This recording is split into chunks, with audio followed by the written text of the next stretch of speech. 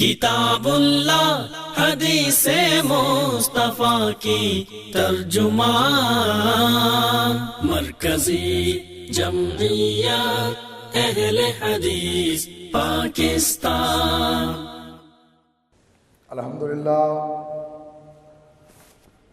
الحمدللہ نحمده ونستعینه ونستغفره ونؤمن به ونتوکل علیہ ونعوذ باللہ من شرور انفسنا ومن سیئات اعمالنا،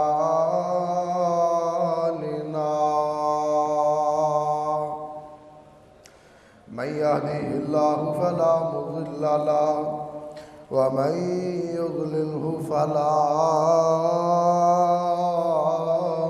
هادي له، ونشهد أن لا إله إلا الله وحده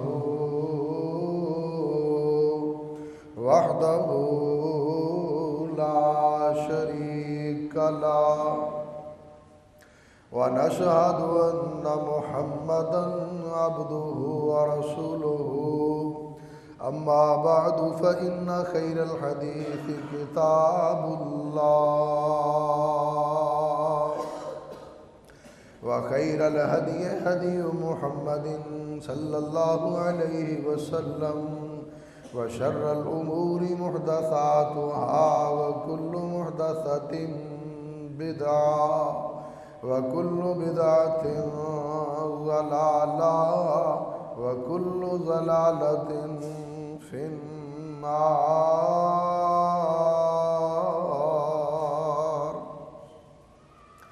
اللهم صل على محمد وعلى آل محمد كما صليت على إبراهيم وعلى آل إبراهيم إنك حميد مجيد۔ اللهم بارك على محمد وعلى آل محمد كما باركت على إبراهيم وعلى آل إبراهيم إنك حميد مجيد۔ رب اشرح لي صدري ويسر لي أمري واحلل عقدة من لساني يفقه قولي۔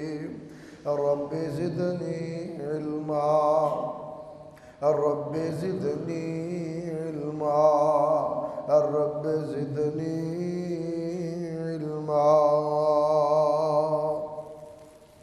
قال الله تبارك وتعالى في كلامه المجيد والفرقان الحميد، أعوذ بالله من الشيطان الرجيم، بسم الله الرحمن الرحيم۔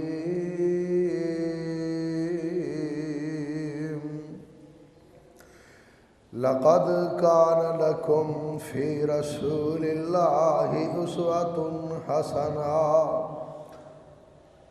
صدق اللہ العظیم و صدق رسولہ النبی الکریم۔ ہر قسم کی حمد و ثنا، تمام قسم کی تعریفات، تسبیحات، اچھے اچھے کلمات و القابات اللہ احکم الحاکمین ارحم الراحمین مالک یوم الدین کے لیے ہے، جو ساری کائنات کا اکیلا ہی پیدا کرنے والا اور اکیلا ہی اس کا نظام چلانے والا ہے۔ اللہ کی حمد و ثنا کے بعد بے شمار انگنت لا تعداد لا محدود درود و سلام میرے اور آپ کے پیارے آقا، میرے اور آپ کے پیر و مرشد، امام الانبیاء، خاتم الانبیاء، نبی الانبیاء، جناب محمد الرسول اللہ صلی اللہ علیہ وآلہ وصحابہ وسلم کی ذات پر، کہ جنہیں کائنات کے رب نے ساری کائنات سے اعلیٰ، اولا، بالا کامل، مکمل، حسین اور احسن بنا کر مبعوث فرمایا۔ اس کے بعد کروڑوں رحمتیں ہوں حضرات صحابہ کرام، ازواج مطہرات، ائمہ اہل بیت، سلف صالحین اور ہمارے والدین پر۔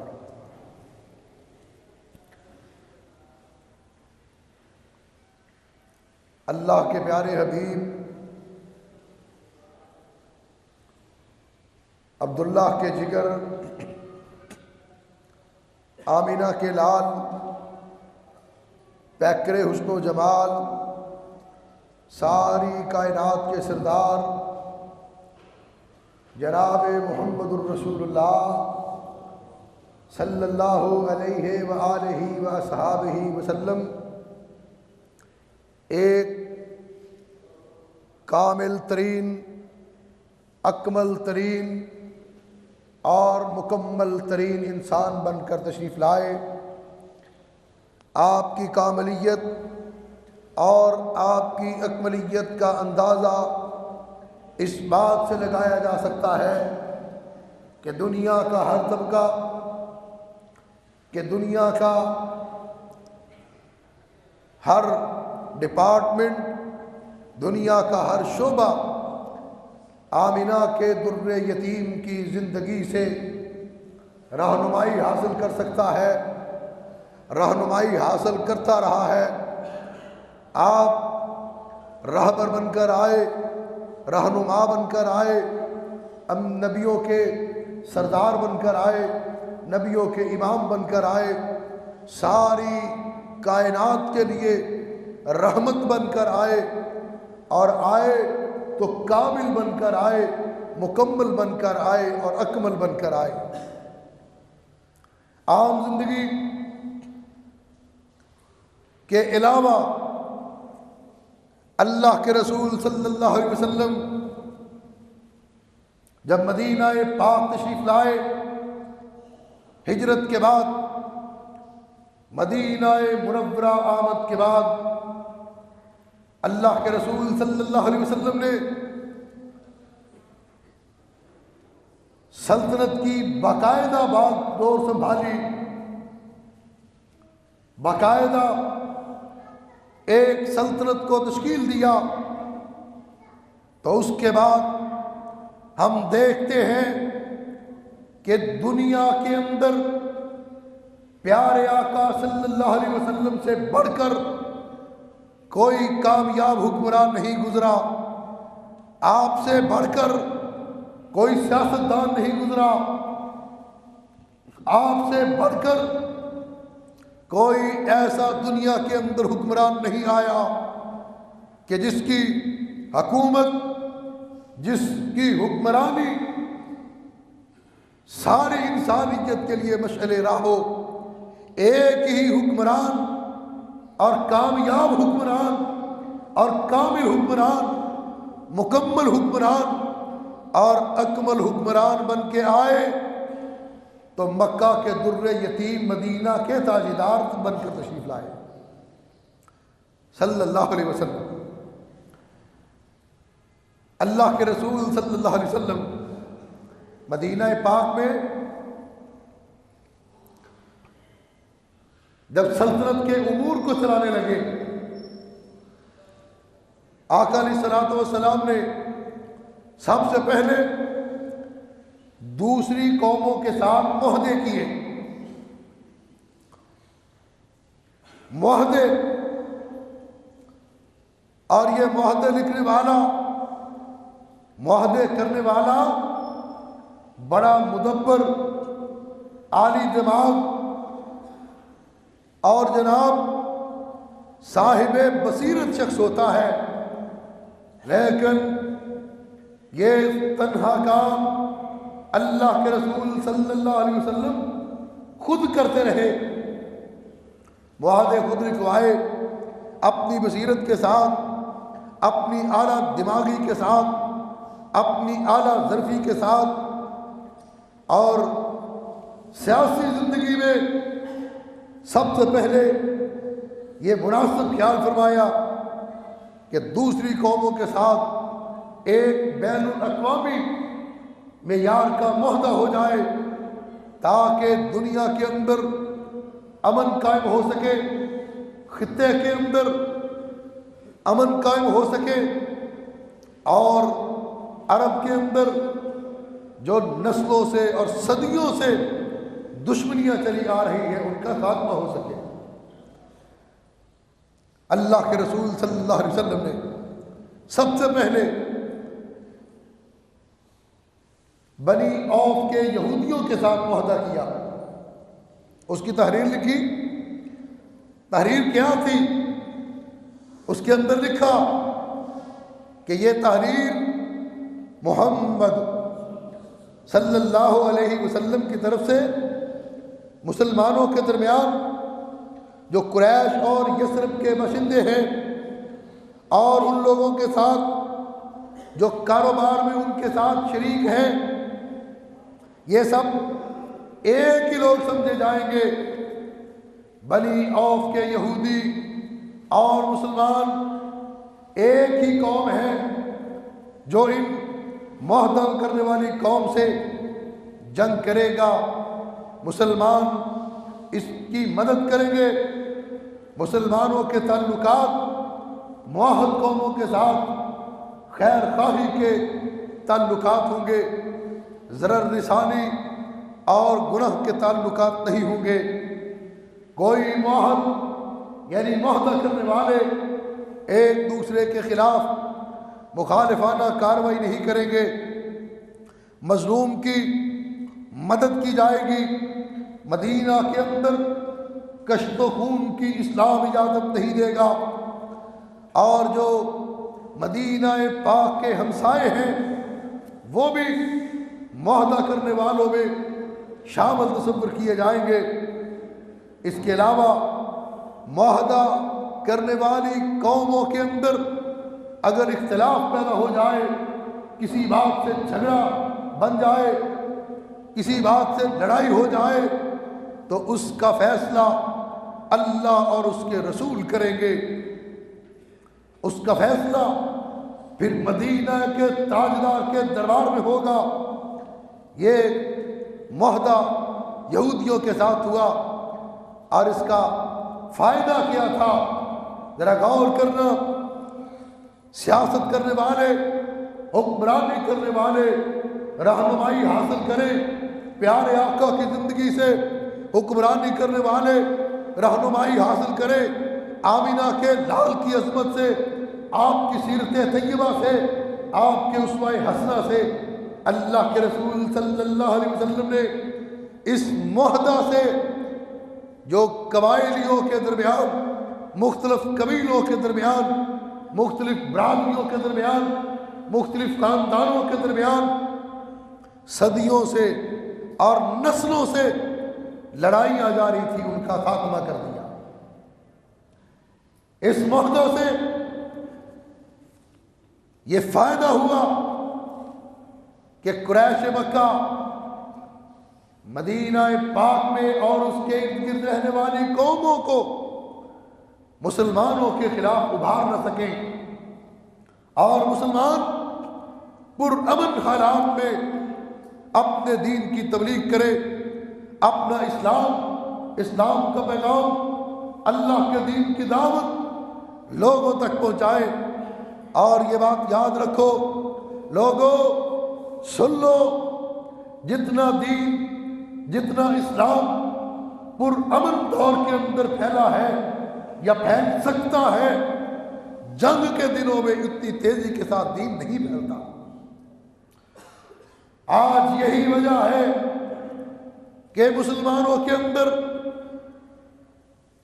کافر غیر مسلم قومیں لڑائیاں کرواتی ہیں، مسلمانوں کے اندر فتنے برپا کیے جاتے ہیں، مسلمانوں کے اندر کشت و خون کو جاری کیا جاتا ہے، مسلمانوں کے اندر دنگا اور فساد کروایا جاتا ہے، مسلمان ملکوں کو ایک دوسرے کے ساتھ لڑوایا جاتا ہے، اس لیے کہ ان کو پتہ ہے کہ اگر امن قائم ہو گیا تو پھر اس کا مطلب ہے اسلام کی بڑھتی ہوئی ترویج کو دنیا کی کوئی طاقت نہیں روک سکتی، پھر اسلام کے بڑھتے ہوئے قدموں کو دنیا کی کوئی طاقت نہیں روک سکتی۔ اسلام کے ترقی کو روکنے کے لیے، اسلام کی ترویج کو روکنے کے لیے، اسلام کی نشر و اشاعت کو روکنے کے لیے، اسلام کی ترقی کو اور بڑھتے ہوئے قدموں کو روکنے کے لیے سازش کے تحت مسلمانوں کے اندر لڑائیاں کروائی جاتی ہیں۔ مسلمان ملکوں کو لڑایا جاتا ہے، مسلمان قوموں کو لڑایا جاتا ہے، مسلمانوں کے فرقوں کو لڑایا جاتا ہے، مسلمانوں کے مولویوں کو لڑایا جاتا ہے، تاکہ یہ اپنی لڑائیوں میں مگن رہے اور کافر اپنے مفادات کی خاطر کام کرتے رہے۔ اللہ کے رسول صلی اللہ علیہ وسلم نے تلوار چلائے بغیر امن قائم کیا، جنگ کیے بغیر امن قائم کیا، خون کی ندیاں بہانے کے بغیر مدینے کے اندر اور مدینے کے گرد و نواح میں امن قائم کر کے دنیا کو بتایا اور دنیا کو بتا دیا کہ دنیا کے اندر امن اگر ہو سکتا ہے تو صرف اور صرف مدینے والے کی سیرت کو اپنا کے ہو سکتا ہے۔ دنیا کے اندر اگر سلامتی آ سکتی ہے تو صرف اور صرف محمد الرسول اللہ صلی اللہ علیہ وسلم کے کردار کو اپنا کے آ سکتی ہے، اس کے علاوہ دنیا کے اندر امن نہیں آ سکتا۔ پھر اس کے بعد معاہدے کیے اور معاہدے کرنے کے بعد اللہ کے رسول صلی اللہ علیہ وسلم نے بحیثیت حکمران، بحیثیت ایک سیاستدان، بحیثیت ایک سلطنت کو چلانے والے آپ نے خط لکھے مختلف بادشاہوں کو، مختلف سلطنتوں کے امراء کو خط لکھے اور اپنے نام مبارک کی مہر بنوائی۔ خط کے اوپر مہر لگوائی جاتی، اس سے پہلے اللہ کے پیارے حبیب صلی اللہ علیہ وسلم نے اپنے نام مبارک کی مہر کو استعمال نہیں کیا تھا۔ باقاعدہ خط لکھے اور ایک خط شاہ حبشہ کے پاس آپ کا سفیر لے کر گیا۔ اس نے حبشہ کے بادشاہ نے خط کو دیکھا، اللہ کے رسول کی حالت کو سنا، خط کو دیکھ کر آپ کی حالت کو سن کر ہی وہ مسلمان ہو گیا۔ حبشہ کا بادشاہ نجاشی مسلمان ہو گیا۔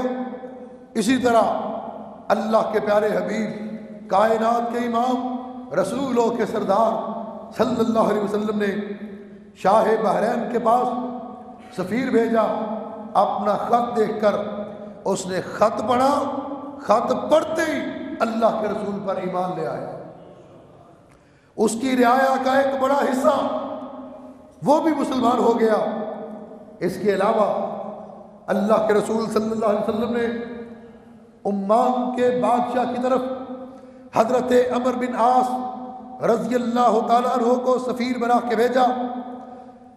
بادشاہ خود تو نہ ملا، اس نے اپنے بھائی کو بھیجا، بھائی سے بات چیت کی، اس نے خط کو پڑھا، حضرت عمر بن عاص کی دعوت کو سنا، کہا مذہب تو تمہارا اچھا لگتا ہے لیکن ہمیں خطرہ اس بات کا ہے کہ اگر میرا بھائی اسلام قبول کر گیا، میرا بھائی اسلام لے آیا تو ہمارے ملک پر تمہارا قبضہ ہو جائے گا۔ حضرت عمر بن عاص رضی اللہ تعالیٰ عنہ نے فرمایا کہ تم اسلام قبول کرو، تم محمد الرسول اللہ صلی اللہ علیہ وسلم کی غلامی میں آ جاؤ، حکومت تمہاری رہے گی، سلطنت تمہاری رہے گی، ملک تمہارا رہے گا۔ ہمارا مقصد زمینوں پہ قبضہ نہیں، ہمارا مقصد اقتدار پہ قبضہ نہیں، ہمارا مقصد دولت پہ قبضہ نہیں، ہمارا مقصد کشور کشائی نہیں، ہمارا مقصد ہے اور صرف علی کلمت اللہ کی سربلندی ہے۔ اس نے کہا اچھا ہم کل بتائیں گے۔ اگلے دن بادشاہ نے کہا جس نے خط لکھا اس کی فوجیں بھی عمان میں نہیں آئیں، اس کے لشکر بھی نہیں آیا، سپاہ بھی نہیں آیا، میں بغیر لڑے ہتھیار ڈال دوں، بغیر لڑے کلمہ پڑھ لوں، مجھ سے بڑا بزدل عرب کے اندر نہیں ملے گا۔ یہ بات سنی حضرت عمرو بن عاص رضی اللہ تعالیٰ عنہ نے کہا ٹھیک ہے، اس کا مطلب ہے میں تمہاری طرف سے جواب سمجھوں؟ اس نے کہا ایک دن سوچنے کا موقع دو۔ اگلا دن آیا، سورج طلوع ہوا، عمان کا بادشاہ اپنے بھائی کے ساتھ اور اپنی رعایا کے ساتھ آمینہ کے لال کا کلمہ پڑھنے پہ مجبور ہو گیا، بغیر تلوار چلائے، بغیر جنگ اور لڑائی کے بادشاہ مسلمان ہوا، بادشاہ کی رعایا مسلمان ہوئی، اور اسی طرح اللہ کے رسول صلی اللہ علیہ وسلم نے سفارت کاری کو جاری رکھا، خطوط بھیجتے رہے۔ منظر بن حارث دمشق کا بادشاہ، اس کو خط بھیجا، اس نے خط پڑھا، بڑا بگڑا، لیکن اس کے بعد اس نے سفیر کی عزت کی، احترام کیا، مگر اسلام کو قبول نہ کیا۔ پھر اس کے علاوہ اللہ کے رسول صلی اللہ علیہ وسلم نے ایک خط اسکندریہ اور مصر کے بادشاہ شاہ مکوکس کو بھیجا، اس نے سفیر کا احترام کیا، اتنی عزت دی کہ اللہ کے رسول صلی اللہ علیہ وسلم کے خط مبارک کو ہاتھی کے دانت کے بنے ہوئے ایک باکس کے اندر ڈالا، اس کو تالا لگایا، اوپر مہر لگائی اور خزانے کے اندر جمع کر دیا۔ بڑے تحائف اللہ کے رسول صلی اللہ علیہ وسلم کی خدمت میں بھیجے۔ مشہور دلدل خچر یہ اسی شاہ مکوکس نے اللہ کے رسول صلی اللہ علیہ وسلم کو تحفے میں دیا تھا۔ ایک خط آمینہ کے لال صلی اللہ علیہ وسلم نے ایران کے بادشاہ خسرو پرویز کو بھیجا، ایرانی تھا، کسرا اس کا لقب تھا۔ خسرو پرویز خط پڑھا، تکبر، رعونت، ظلم، سفاکیت ابھر کے باہر آ گئی۔ غصے کے اندر آمینہ کے لال صلی اللہ علیہ وسلم کے خط مبارک کو پھاڑ دیا۔ اس ایرانی نے، ایران کے حکمران نے، ایران کے بادشاہ نے، یہی وجہ ہے کہ ایران نے کبھی آج تک پیار کی زبان کو نہیں سمجھا، ایران کی فطرت کے اندر محبت کی زبان کو سمجھنا نہیں ہے۔ ایران جب بھی سمجھا ہے جوتوں کی زبان سے سمجھا ہے، جب بھی اس کی ایران کی عقل ٹھکانے آئی چھتروں کے ساتھ آئی ہے۔ پیار کی زبان ایران نہیں سمجھتا، آج تک نہیں سمجھتا۔ اس کا بڑا خسرو پرویز اتنی احانت، اتنی تحقیر، اتنی گستاخی، اتنی بے ادبی، استغفر اللہ معاذ اللہ، کہنے لگا میری رعایا کا ایک فرد مجھے خط لکھ رہا ہے اور میرے نام سے پہلے اپنا نام لکھ رہا ہے۔ اس نے یمن کے گورنر کو کہا جو اس کا وائسرائے تھا، مدینہ جاؤ، استغفر اللہ معاذ اللہ، خط لکھنے والے شخص کو گرفتار کرو، گرفتار کر کے میرے سامنے اس کو پیش کرو۔ وہ یمن کا گورنر چلا، یمن سے چلا، مدینہ پاک پہنچا، اپنے دستے کے ساتھ پہنچا، اپنے لشکر کے ساتھ پہنچا، اپنی سپاہ کے ساتھ پہنچا، اپنے فوجیوں کے ساتھ پہنچا۔ آ کر کے اس نے پیغام دیا خسرو پرویز کا، اللہ کے رسول صلی اللہ علیہ وسلم سچے، آپ کی دعوت سچی، آپ کی زبان سچی، آپ کا نظریہ سچا، آپ کی دعوت سچی، آپ کا پیغام سچا۔ فرمایا مجھے گرفتار کرنے کے لیے آئے ہو، میرے ساتھ لڑنے کے لیے آئے ہو، کس نے بھیجا؟ کہنے لگے ہمارے بادشاہ خسرو پرویز نے بھیجا۔ فرمایا جاؤ، جا کر کے پتہ کرو، اللہ نے خسرو پرویز کو ہلاک کر دیا ہے، اس کو اللہ نے اس کے بیٹوں کے ہاتھوں قتل کروا دیا۔ جس نے میرا نامہ مبارک چاک کیا، اللہ نے اس کے خاندان کو چاک کر دیا۔ جس نے میرے نامہ مبارک کے ٹکڑے کیے، اللہ نے اس کے خاندان کے ٹکڑے کر دیے۔ تم کیا سمجھتے ہو آقا علیہ الصلوۃ والسلام کے نامہ مبارک کی توہین کرنا کوئی اتنی آسان چیز ہے؟ کوئی اتنا سستا سودا ہے؟ اس نے توہین کی ہے نامہ مبارک کی، اللہ کو گوارا نہیں گزرا، اللہ نے اسی کے بیٹوں کے ہاتھوں اپنے باپ کو قتل کروا دیا۔ یہ میرے رب کے فیصلے ہیں، یہ رب کرواتا ہے۔ رب اپنے محبوب کی توہین برداشت کرتا نہیں کرتا۔ وہ حکمرانوں کی حکومت کو نہیں دیکھتا، وہ اقتدار والوں کی طاقت کو نہیں دیکھتا، وہ ان کے جب مروانے پہ آتا ہے نبی کے گستاخوں کو ان کے بیٹوں سے مروا دیتا ہے، جب مروانے پہ آتا ہے اللہ ان کے باڈی گارڈوں سے مروا دیتا ہے۔ اللہ اپنے محبوب کے گستاخ کو نہیں چھوڑتا، باڈی گارڈوں سے خود ڈیوٹی لگواتا ہے اور خود ہی اس کا باڈی گارڈ مارتا ہے۔ رب دنیا والوں کو بتانا چاہتا ہے کہ دنیا والوں سن لو، جو میرے نبی کا مذاق اڑائے گا، جو میرے نبی کی توہین کرے گا، جو میرے نبی کی اہانت کرے گا، اس سے بدلہ عرش والا رب خود لے گا۔ اور اللہ لیتا ہے، آج تک لے رہا ہے۔ پتہ نہیں حکمرانوں، ہمارے حکمرانوں کو سمجھ کیوں نہیں آتی، اللہ لے رہا ہے یہ سارے بدلے۔ اس کے بعد ایک خط اللہ کے رسول صلی اللہ علیہ وسلم نے ہرقل روم کے بادشاہ کو بھیجا۔ بہت بڑی طاقت تھی، بڑا اقتدار تھا، آدھی زمین پر اس کا اقتدار اور قبضہ۔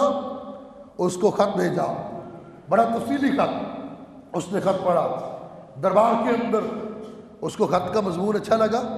دحیہ کلبی رضی اللہ تعالیٰ عنہ سفیر مصطفیٰ بن کے اس کے دربار میں گئے۔ اس نے کہا ملک شام میں پتہ کرو کون ہے جو مکہ سے تاجر آیا ہو، میں اس کے ساتھ بات چیت کرنا چاہتا ہوں۔ اللہ کے رسول صلی اللہ علیہ وسلم کا خط پڑھا، پڑھنے کے بعد اس وقت آپ کا سب سے بدترین دشمن، صرف دشمن ہی نہیں بلکہ دشمنوں کا سردار، دشمنوں کا چودھری، دشمنوں کا بڑیرا ابو سفیان وہاں پر موجود ہے۔ اور ابو سفیان اور اس کے ساتھی، ان کو ہرقل نے اپنے دربار میں بلایا، ان کے ساتھ سوال جواب کیے۔ ہم اس سے پہلے بھی الحمدللہ اللہ کے رسول کے صرف ایک اس خط پر 6 جمعے پڑھا چکے ہیں، لیکن آج میں مختصر عرض کرتا ہوں کہ وہ خط کیا تھا۔ ہرقل نے سوال کیا، کہنے لگا ابو سفیان بتاؤ، یہ جس شخص نے خط بھیجا، نبوت کا دعویٰ کیا، اس کا خاندان کیسا ہے؟ ابو سفیان نے جواب دیا، اس کا خاندان بڑے شرف والا، بڑی عظمت والا۔ ہرقل تبصرہ کہتا ہے جو نبی سچا ہوتا ہے اس کا خاندان واقعتاً عزت والا ہوتا ہے، عظمت والا ہوتا ہے۔ اس کے بعد اس نے سوال کیا کہ بتاؤ اس سے پہلے اس کے خاندان میں کبھی کسی نے نبوت کا دعویٰ کیا؟ ابو سفیان کہنے لگا نہیں۔ ہرقل کہتا ہے اگر اس سے پہلے کسی نے نبوت کا دعویٰ کیا ہوتا تو میں یہ سمجھتا کہ شاید یہ اس کی تقلید میں آج خود نبوت کا دعویٰ کر رہا ہے۔ اس نے یہ جو دعویٰ کیا ہے اس کی تقلید میں کیا ہے۔ پھر سوال کیا بتاؤ کیا اس نبوت کا دعویٰ کرنے والے شخص نے کبھی جھوٹ بولا؟ لوگوں سن لو، ابو سفیان جواب دے رہا ہے۔ کون ابو سفیان؟ جو اس وقت کلمہ نہیں پڑھا، جس نے اس وقت ابھی مسلمان نہیں ہوا، اس وقت وہ نبی کا دشمن ہے، بدترین دشمن ہے اور دشمنوں کا سردار اور وڈیرا ہے، لیکن اس کے باوجود کہتا ہے کہ اس شخص نے آج تک کبھی جھوٹ نہیں بولا۔ ہرقل کہنے لگا جو شخص لوگوں پہ جھوٹ نہیں بولتا وہ اپنے رب پہ کیسے جھوٹ بول سکتا ہے؟ بڑا سیانہ اور دانا قسم کا انسان تھا۔ اگلا سوال کرتا ہے، کہنے لگا بتاؤ کیا اس کا باپ، اس کا دادا، اس کا پردادا کبھی کوئی بادشاہ گزرا ہے؟ ابو سفیان نے جواب دیا اس سے پہلے اس کے خاندان میں، برادری میں، باپ دادا میں، پردادا میں کبھی کوئی بادشاہ نہیں گزرا۔ ہرقل کہتا ہے اگر کوئی گزرا ہوتا تو میں یہی سمجھتا کہ شاید یہ اپنے باپ دادا کے پروٹوکول کو دیکھ کر خود پروٹوکول لینے کے لیے نبوت کا دعویٰ کر رہا ہے۔ پھر اگلا سوال کرتا ہے، کہنے لگا بتاؤ اس کے ماننے والے غریب لوگ ہیں یا امیر ہیں؟ ابو سفیان نے کہا اس کے ماننے والے، کلمہ پڑھنے والے غریب لوگ ہیں۔ ہرقل کہنے لگا سچے نبی کی نشانی یہ ہے کہ اس کے ماننے والے ابتدا کے اندر ہمیشہ غریب ہوا کرتے ہیں۔ اس نے کہا بتاؤ اس کے ماننے والوں کی تعداد بڑھ رہی ہے یا کم ہو رہی ہے؟ اس نے کہا، ابو سفیان نے کہا، اس کے ماننے والوں کی تعداد بڑھ رہی ہے، کم نہیں ہو رہی۔ ہرقل نے سوال کیا، بتاؤ جو اس کا ہو جاتا ہے کیا اس کو چھوڑ کے بھی کوئی گیا ہے؟ کوئی اس کا غلام بن گیا ہو، غلامی سے نکل گیا ہو، کسی نے اس کا کلمہ پڑھا ہو، کلمہ چھوڑ دیا ہو، کیا کوئی اس کا ہو کے بدلا ہے آج تک؟ ابو سفیان نے کہا ایسا کبھی نہیں ہوا۔ ہرقل نے کہا سچے نبی کی علامت یہ ہے، سچے نبی کی نشانی یہ ہے کہ جو اس پہ ایمان لاتا ہے وہ کٹ سکتا ہے، وہ مٹ سکتا ہے، وہ ذبح ہو سکتا ہے، اس کے جسم کے ٹکڑے ٹکڑے ہو سکتے ہیں، مگر وہ اپنے دل سے اپنے نبی کی محبت کو نہیں نکال سکتا۔ اس کے دل سے ایمان کی حلاوت نہیں نکل سکتی، اس کے دل سے ایمان کی لذت کو نہیں نکالا جا سکتا۔ یہ ایک سچے نبی کی علامت ہے۔ کہنے لگا بتاؤ کبھی اس نے کوئی عہد و پیمان کیا ہو، توڑا ہو؟ ابو سفیان کہنے لگا یہاں میں نے کچھ ڈنڈی ماری، کہا کہ عہد و پیمان کا تو پتہ نہیں، ابھی ہم نے کچھ اس کے ساتھ ایک عہد و پیمان کیا ہے، دیکھو وہ اس کو نبھاتا یا نہیں نبھاتا۔ ہرقل نے جواب پھر ایک سوال کیا، تمہاری کیا اس کے ساتھ کبھی کوئی جنگ ہوئی؟ ابو سفیان نے کہا ہاں جنگ ہوئی، نتیجہ کیا نکلا؟ کبھی وہ جیتا کبھی ہم ہارے۔ کہا کہ سچے نبی کی علامت یہ ہے کہ کبھی جیت ہوتی ہے، کبھی اس کی ہار ہوتی ہے، لیکن آخر کار اللہ اپنے نبی کو فتح عطا فرماتے ہیں۔ یہ ہرقل تبصرہ کر رہا ہے، روم کا بادشاہ، پھر پوچھتا ہے اس کی دعوت کیا ہے؟ ابو سفیان نے کہا اس کی دعوت ہے ایک اللہ کی عبادت کرو، اللہ کے سوا کسی سے مدد نہ مانگو، اللہ کے سوا کسی سے اولاد نہ مانگو، اللہ کے سوا کسی سے رزق نہ مانگو، اللہ کے سوا کسی سے کاروبار نہ مانگو، اللہ کے سوا کسی سے حاجت روائی کے لیے جھولی نہ پھیلاؤ، کسی سے مشکل کشائی کے لیے ہاتھ نہ اٹھاؤ۔ اس کی دعوت یہ ہے کہ اپنے باپ دادا کو چھوڑ کر اللہ اور اس کے رسول کی مانو۔ اس کی دعوت یہ ہے کہ سچائی کو قبول کرو، سچ بولو، خیر خواہی ایک دوسرے کے ساتھ خیر خواہی کے ساتھ پیش آؤ۔ یہ بات سنی اس بادشاہ نے، روم کے بادشاہ ہرقل نے سوال جواب کیے، سوال جواب کہنے کے بعد کہا یہ سچا نبی میں دیکھ رہا ہوں، ایک وقت آئے گا، ایک وقت آئے گا میرے تخت پہ اس کا قبضہ ہو کے رہے گا۔ کاش میں اس وقت زندہ ہوں اور کاش میں اس کے پاس پہنچ سکتا اور میں اس کے پاؤں کو دھویا کرتا۔ روم کا بادشاہ اقتدار والا، اختیار والا، عیسائی ہے، آدھی دنیا سے زیادہ پہ اس کی حکومت ہے، اور کہتا کیا ہے کہ کاش میں اس کے پاس پہنچ سکتا، میں اس کے پاؤں کو دھویا کرتا۔ اللہ کے رسول صلی اللہ علیہ وسلم نے غسان کے بادشاہ کی طرف خط بھیجا، وہ بھی مسلمان ہو گیا۔ مروہ بن عمر جو شام کے علاقے میں کیسر کا گورنر تھا وہ بھی مسلمان ہو گیا۔ دومت الجندل کا حکمران بھی مسلمان ہو گیا، اور یہ لوگ اسلام قبول کر رہے ہیں۔ کوئی تلوار نہیں چلی، کوئی تیر نہیں چلا، کوئی نیزہ نہیں چلا، کوئی جنگیں نہیں لگی، کوئی خون نہیں بہا، کوئی خون کی ندیاں نہیں جاری ہوئی۔ کس طرح اسلام قبول کر رہے ہیں۔ اور لوگوں آج اس حکمران کی حکمرانی کو دیکھو کہ جس کی حکومت کو دیکھ کر، جس کی حکومت کے کارناموں کو دیکھ کر، جس کے حکومت کے اقتدار کو دیکھ کر لوگ اسلام قبول کر رہے ہیں، اور اپنی حکومتوں کو چھوڑ کر، اپنی بادشاہتوں کو چھوڑ کر اس کی غلامی کا تاج اپنے گلوں میں پہن رہے ہیں۔ اپنی بادشاہتیں، اپنا اقتدار، اپنی کرسی، اپنا مال، اپنی دولت، اپنی کشور کشائی اس کے قدموں میں ڈالنا اپنے لیے باعث سعادت سمجھ رہے ہیں۔ کس طرح؟ آؤ ذرا غور کرو، میں تمہیں بتاتا چلوں اللہ کے رسول صلی اللہ علیہ وسلم ایک حکمران ہونے کے ساتھ ساتھ ہونے کی وجہ سے کس طرح ہمارے لیے ایک بہترین نمونہ ہے۔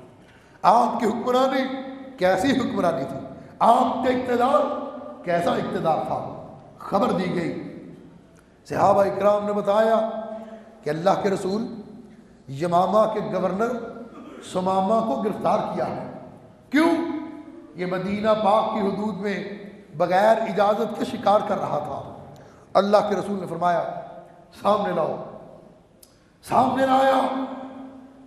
اس یمامہ کے گورنر سمامہ نے نظروں کو جھکایا ہوا، آنکھوں کو پس کیا ہوا، چہرے کو لٹکایا ہوا، فرمایا سمامہ نظر تو اٹھاؤ، ہمارے چہرے کی طرف دیکھو۔ سمامہ یمامہ کا گورنر استغفر اللہ معاذ اللہ بڑی بدتمیزی کے ساتھ بولا، کہنے لگا تمہارے چہرے کی طرف کیا دیکھوں، اس سے بدصورت چہرہ کائنات کے اندر میں نے کوئی نہیں دیکھا۔ اللہ کے رسول نے برداشت کیا، ضبط کیا، فرمایا سمامہ کوئی بات نہیں، ہمارے چہرے کی طرف نہ دیکھو، ہمارے شہر مدینے کی طرف ہی دیکھ لو۔ اس نے کہا اس سے بدترین شہر میں نے آج تک دنیا کے اندر نہیں دیکھا۔ فرمایا میرے صحابہ اس کو ابھی کچھ نہ کہنا، اس کو مارنا نہیں، اس پر ظلم نہیں کرنا، اس کو اسی حالت کے اندر رہنے دو۔ اس کو مسجد نبوی کے ستون کے ساتھ باندھ دیا گیا۔ اللہ کے رسول گھر تشریف لے گئے۔ اگلی صبح پھر آئے، پھر اس نے اپنی نظروں کو جھکایا ہوا، چہرے کو لٹکایا ہوا، آنکھوں کو پست کیا ہوا، فرمایا سمامہ ہمارے چہرے کی طرف تو دیکھو۔ اس نے وہی جواب دیا جو ایک دن پہلے دیا تھا، فرمایا ہمارے چہرے کی طرف نہیں دیکھنا، ہمارے شہر مدینے کی طرف ہی دیکھ لو۔ وہی جواب کل والا آیا۔ اس کو چھوڑ کر پھر اپنے معمولات میں اللہ کے رسول لگ گئے۔ وہ مسجد نبوی کے ستون کے ساتھ بندہ رہا، آقا کے معمولات کو دیکھتا رہا، صحابہ کے ادب کو دیکھتا رہا، صحابہ کے احترام کو دیکھتا رہا۔ شام ہو گئی، تیسرے دن کا سورج طلوع ہوا، فرمایا لاؤ سمامہ کو کھولو، کھول کے سامنے لاؤ۔ تیسرا دن ہوا، رحمت کائنات نے پوچھا، ایک حکمران نے پوچھا، مدینہ کے تاجدار نے پوچھا، شاہ عرب نے پوچھا، شاہ دو جہاں نے پوچھا، اور دنیا و عرب و عجم کے بادشاہ نے پوچھا، اور اس نے پوچھا کہ بادشاہ تھے جس کے قدموں کے تلوے بننے پر فخر کرتی ہیں، اس نے پوچھا، فرمایا سمامہ کیا حال ہے، تمہاری طبیعت کیسی ہے، آج تمہارا مزاج کیسا ہے؟ سمامہ کہنے لگا مجھے چھوڑو گے تو تم مجھ پر کوئی احسان نہیں کرو گے، اگر تم نے مجھے قتل کر دیا میری قوم تم سے انتقام لے گی۔ فرمایا میں تمہیں کچھ نہیں کہوں گا، صرف اتنا ہی کہتا ہوں میرے چہرے کی طرف تو دیکھو۔ کس چہرے کی طرف؟ اور جس چہرے کو دیکھ کر لوگ کلمہ پڑھ لیتے، جس چہرے کو دیکھ کر لوگ شرک چھوڑ دیتے، جس چہرے کو دیکھ کر لوگ جہالت ترک کر دیتے، جس چہرے کو دیکھ کر لوگ روشنی کی طرف آ جاتے، جس چہرے کو دیکھ کر لوگ جہنم سے نکل کر جنت میں آ جاتے۔ فرمایا اس چہرے کو دیکھو۔ کہنے لگا استغفر اللہ معاذ اللہ، آج وہی جواب دیا جو 2 دن پہلے سے دے رہا تھا کہ اس سے بدترین چہرہ، بدصورت چہرہ میں نے اس سے پہلے کبھی نہیں دیکھا۔ فرمایا کوئی بات نہیں، مجھ کی طرف نہیں دیکھنا، میرے شہر مدینہ کی طرف دیکھ لو۔ اس نے یہی جواب دیا جو پہلے 2 دن دیا۔ آقا نے فرمایا بطور حکمران، فرمایا بحثیت حکمران، فرمایا میرے صحابہ اس کی رسیاں کھول دو، اس کے ہاتھوں کو کھول دو، اس کے پاؤں کی زنجیروں کو کھول دو، اس کو آزاد کر دو، اس کو کہو جاؤ جہاں سے آیا ہے چلا جائے۔ سمامہ یمامہ کا گورنر ہے، یمامہ کا حکمران ہے، اقتدار والا، کرسی والا، اختیار والا، تاجور ہے، کشور کشا ہے، واپس پلٹا اپنے علاقے کی طرف جا رہا ہے، بڑی تیزی کے ساتھ بھاگتے ہوئے جا رہا ہے۔ راستے کے اندر سوچنے لگا میں نے بڑے بڑے اقتدار والے بھی دیکھے، بڑے بڑے اختیار والے بھی دیکھے، میں نے بڑے بڑے غالب بھی دیکھے، بڑے بڑے فاتح بھی دیکھے، بڑے بڑے حکمران بھی دیکھے، مگر میں نے مدینہ کے حکمران جیسا آج تک کوئی حکمران نہیں دیکھا۔ میں اس کے پاس گرفتار تھا، میں پابند سلاسل تھا، میرے ہاتھ بندھے ہوئے تھے، میرے پاؤں کے اندر زنجیریں تھی۔ وہ چاہے تو مجھے قتل کروا سکتا تھا، وہ چاہے تو میرے ٹکڑے ہو سکتے تھے، وہ چاہے تو میری گردن سر سے تن سے جدا ہو سکتا تھا، لیکن میں بدتمیزی کرتا رہا، میں گستاخی کرتا رہا۔ اس نے مجھ کو کچھ بھی نہیں کہا. اتنے اعلیٰ اخلاق والا حکمران, اتنا عظیم حکمران, اتنا بڑا حکمران میں نے آج تک نہیں دیکھا. دل کے اندر خیال آیا, حدیث پاک کے اندر آتا ہے جتنی تیزی کے ساتھ وہ اپنے علاقے کی طرف بھاگا تھا اس سے دگنی رفتار کے ساتھ واپس مدینے کی طرف بھاگا. مسجد نبوی میں کائنات کے امام, رسولوں کے سردار, عرب و عجم کے بادشاہ صلی اللہ علیہ وسلم تشریف فرما ہے. اپنی نظروں کو اٹھایا, سامنے دیکھا یمامہ کا گورنر سمامہ کھڑا ہے. فرمایا سمامہ ہم نے تو تمہیں آزاد کر دیا تھا, ہم نے تو تمہیں چھوڑ دیا تھا. سمامہ نے کیا جواب دیا؟ اور لوگوں جو سمامہ نے جواب دیا, رب کبریا کی قسم وہ سونے کے پانی کے ساتھ نکلنے کے قابل ہے. سمامہ نے کہا تم نے چھوڑ دیا, اپنی زلفوں کا اسیر بنا کے چھوڑ دیا. تم نے اس وقت ہمیں چھوڑا جب ہم تمہارے غلام ہو گئے, تم نے چھوڑا اپنا غلام بنا کے چھوڑا. اب ہم کہیں نہیں جا سکتے, ہمیشہ کے لیے اپنی غلامی میں لے لو. گورنر ہے, حکمران ہے, اپنے علاقے کا بادشاہ, مسلمان ہوا, کلمہ پڑھا, اسلام کے خلاف بھونکنے والوں, اسلام کے خلاف زبان درازی کرنے والوں, اسلام کے خلاف پروپیگنڈا کرنے والوں, بتا کون سی تلوار چلائی میرے نبی نے, کون سا تیر چلایا میرے نبی نے, کون سے نیزے برسائے کہ سمامہ کلمہ پڑھنے پہ مجبور ہوا؟ بتا تو صحیح. تم تاریخ نہیں جانتے, تم تاریخ نہیں پڑھتے. تم نے تاریخ دیکھی ہے فرقہ پرست مولویوں کی, تم نے تاریخ دیکھی ہے لڑنے والے لوگوں کی, تم نے تاریخ دیکھی ہے کچی پکی, کچی روٹی اور پکی روٹی پہ بکنے والے لوگوں کی. تم نے تاریخ نہیں دیکھی آمینہ کے لال کی, تم نے سیرت نہیں دیکھی شاہ دو جہاں کی, تم نے اسوہ حسنہ نہیں پڑھا مدینہ کے تاجدار کا. پڑھ اور پھر فیصلہ کر, پھر بتا اسلام نبی کے پیار سے پہلا یا نبی کی تلوار سے پہلا ہے. پراپیگنڈا کرتے ہو اس بادشاہ کے بارے میں, اس حکمران کی حکومت کے بارے میں کہ جس کی سادگی اتنی تھی. حدیث پاک کے اندر آتا یہ وقت کے حکمران, وقت کے بادشاہوں کے بادشاہ. اب بادشاہ جس کے قدموں کے جوتوں کے تلووں کو اپنے سر کا تاج بنائیں, یہ وہ بادشاہ, یہ معمولی بادشاہ نہیں, یہ وہ بادشاہ جس کے ایک اشارے پہ لوگ کٹنا سعادت سمجھتے ہیں. یہ وہ بادشاہ جس کے رخ انور کو دیکھیں اللہ امام کی حالت میں دیکھنے والے پہ جنت کو واجب کر دیتا ہے. یہ وہ بادشاہ, اور سادگی اتنی ہے حدیث پاک کے اندر آتا ہے باہر سے کوئی آتا اس کو پتہ نہ چلتا بادشاہ کون ہے, دربان کون ہے. کوئی الگ تخت نہ لگتا, کوئی الگ کرسی نہ لگتی, کوئی الگ قلیم نہ بچھتا.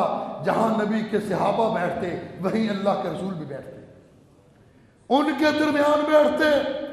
کوئی الگ امام نہیں, کوئی الگ کرسی نہیں, کوئی الگ تخت نہیں.